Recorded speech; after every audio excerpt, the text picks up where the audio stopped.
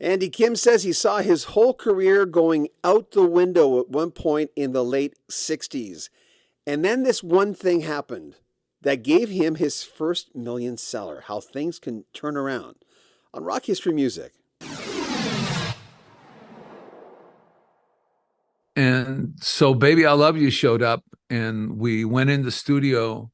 Everybody was ready to play. I mean, it was kind of a simple idea that Jeff wanted to put through, but it wasn't working. After half an hour, he, for the first time, got angry, just let the whole band go. And I saw my career go out the window because I went from How Do We Ever Get This Way to a song that was banned. And I was writing and thinking things that did not exist in my life, but the double entendre that people felt. And so he gave me instructions. He said, you got to go to, he gave me the name of the studio, and I'll come up with it. And I want you to rent 5 guitars, rent a set of drums, castanets, and he gave me a long list of stuff. And between How Do We Ever Get This Way and this, I would always want to go if I heard that someone was recording and they were looking for instruments, rental stuff. I would volunteer to go get it because I was excited about being there and a part of the journey of it all. So we went, it was A&R Studios in New York, and it's the big room, he said. So the big room is like, you can put a symphony in there.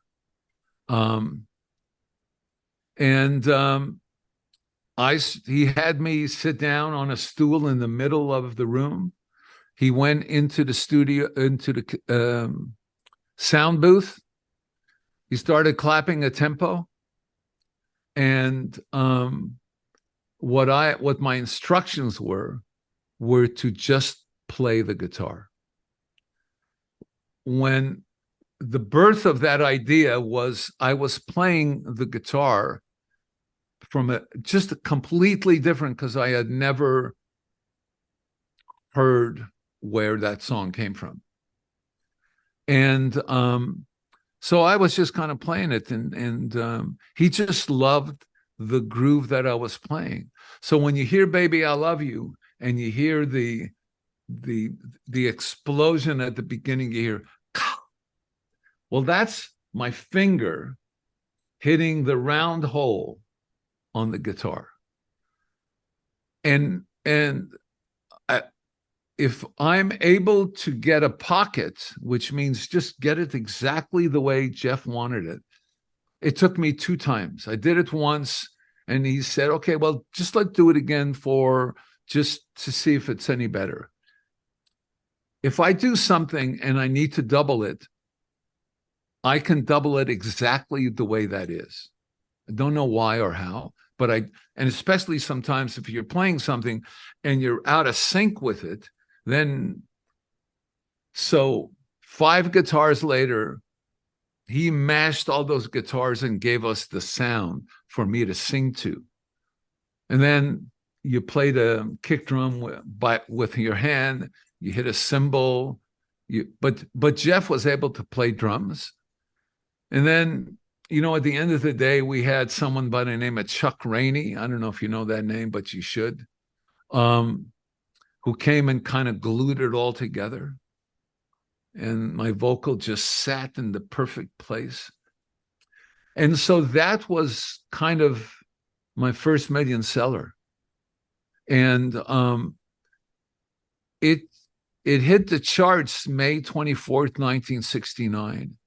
May 24th, 1969 was also the day and year that Sugar Sugar was released, but nobody played it till July because, it was a comic book.